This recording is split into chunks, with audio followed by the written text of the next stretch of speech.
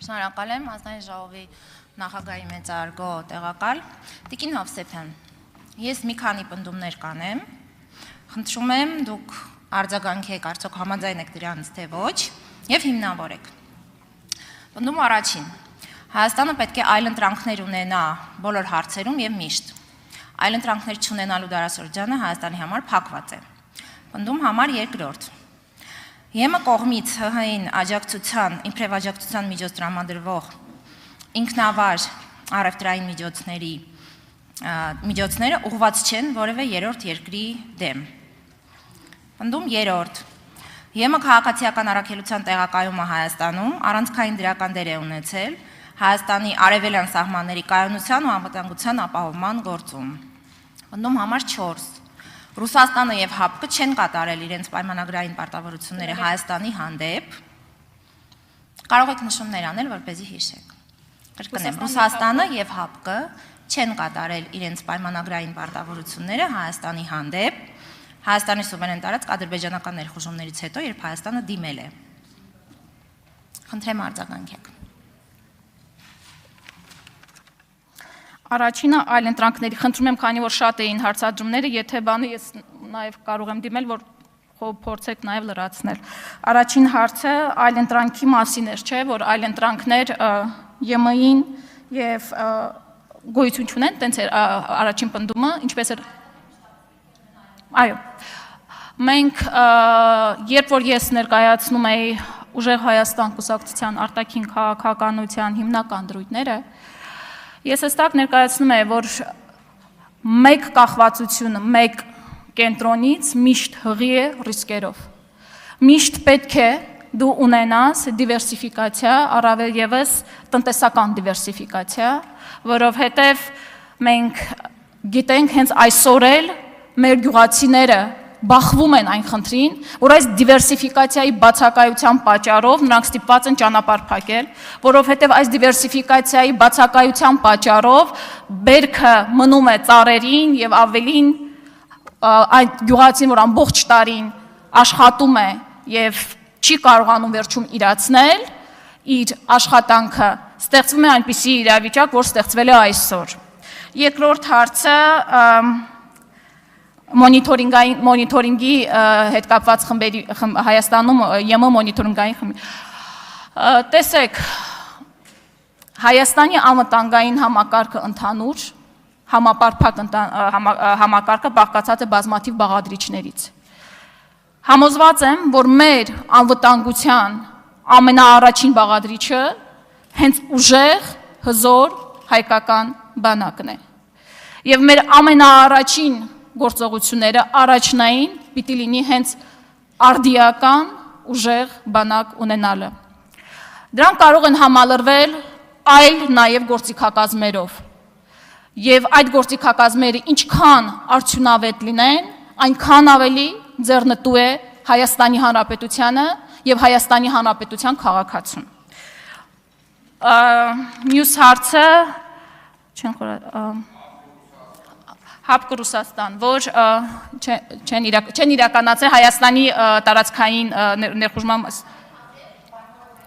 Այո։ Ես որպես դիվանագետ կողմ եմ, որպեսզի կասկզբունք դիվանագիտության մեջ պակտասում սերվանտա, որ պայմանագրերը պետք է իրականացվեն։ Դա անհերքելի է, դա հենց այն է, ինչին որ պետք է ձգտի ինստիտուցիոնալ դիվանագիտությունը, ոչ թե քամուց փչող, այս կամ այն աշխարհաքաղաքական կենտրոններում իրարամեջ հայտարարություններ անելով, այլ ինստիտուցիոնալ հետևողական դիվանագիտությունը։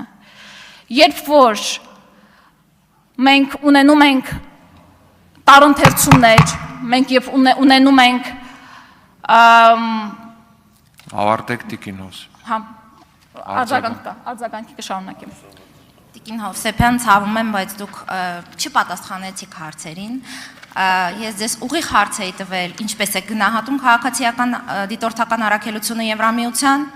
Բանակը իհարկե պիտի ուժեղացնենք, բայց դուք չպատասխանեցիք, ինչպես եք գնահատում, դուք չպատասխանեցիք, արդյոք համարում եք, որ ՀԱՊԿ եւ Ռուսաստանը չեն կատարել պայմանագրային պարտավորությունները։ Հիշեցնեմ, որ ձեր խմբակցության ղեկավար Նարեկ Կարապետյանը անգամ իր հարցազրույցում Պետրոս Ղազարյանին հստակ դիրքորոշում արտահայտել էր սրա շուրջ, եթե չեք հիշում։ Բայց ժամանակս օգտագոր եւ նաեւ չպատասխանեցիք առևտրային ինքնավար միջոցների հարցին։ Արդյոք դրանք ուղղված չեն որևէ երրորդ երկրի դեմ։ Բայց ես օգտագործեմ ժամանակս եւ վերջին հարցը հնչեցնեմ։ Մեր հանրության համար կարևորագույն նշանակություն ունի դեպի Եվրոպա առանց վիզային ռեժիմի ճամփորդելու հնարավորությունը։ Եվ այս ուղղությամբ մենք սկսել ենք Եվրամիության հետ վիզաների ազատականացման գործընթացը, երկխոսությունը մեկնարկած է եւ տեղյակ եք, որ Հայաստանին է հանձնվել գնահատման առաջին զեկույցը։ Հուսամ ծանոթ եք զեկույցին, խնդրում եմ հնչեցնեք ձեր դիրքորոշումը, արդյոք համաձայն եք զեկույցում Հայաստանին արված գնահատականների հետ։ Նախ մոնիթորինգային խմբի առաքելության մասին իմ պատասխանը ավելի քան սպառիչ էր։ Ես արդեն վաղուց եմ արձանագրել, որ այստեղ կա կոմունիկացիոն շատ լուրջ խնդիր, իրապես։ Ինչ որ մենք այստեղ ասում ենք, ձեզ մոտ ընկալումը կարծես մի քիչ այլ է լինում, ու կամ էլ ինչ որ հայտարարում եք, գալիս եք ասում եք դուք այսպիսի բան եք հայտարարում, այնինչ մենք ընդհանրապես այդպիսի բան չէինք հայտարարում։ Այսինքն այս 3 շաբաթվա ընթացքում արձանագրված կարևորագույն խնդիրներից մեկը հենց այդ կոմունիկացիոն խնդիրն է կարծես թե։ Ինչ մի վերաբերում է վիզաների հարցին, իրականում շատ ցավում եմ, որ եւ հենց սա նաեւ պարոն Շիրազ Մանուկյանի հարցի պատասխանի շարունակությունն է, որ եվրոինտեգրման, եվրոպական միության հետ հարաբերությունների շատ լուրջ մի զանգված մեր հասարակության մոտ ընկալվում է հենց վիզաների ազատականացումը, այնինչ եվրոինտեգրումը սիրելի հայրենակիցներ, ընդգրկում է շատ ավելի մեծ ու շատ ավելի խորը ոլորտներ ու բազմազան, բազմաշերտ հարաբերություններ, որովհետև միայն այդպիսով չի սահմանափակվում։ Կներեք, դուք 30 վայրկյանում 5 հարց եք հնչեցրել, կարծում եմ կարժե մի փոքր սահմանափակել եւ ավելի առաջնային հարցերը, ինչ որ դուք եք կարծում դա տրամադրել, եւ իսկապես ցավում եմ նաեւ այն հանգամանքի համար, որ երբ որ մեր քաղաքացիները ներողություն եմ խնդրում 30 վայրկյան, մեր քաղաքացիները դիմում են վիզաներ ստանալու համար,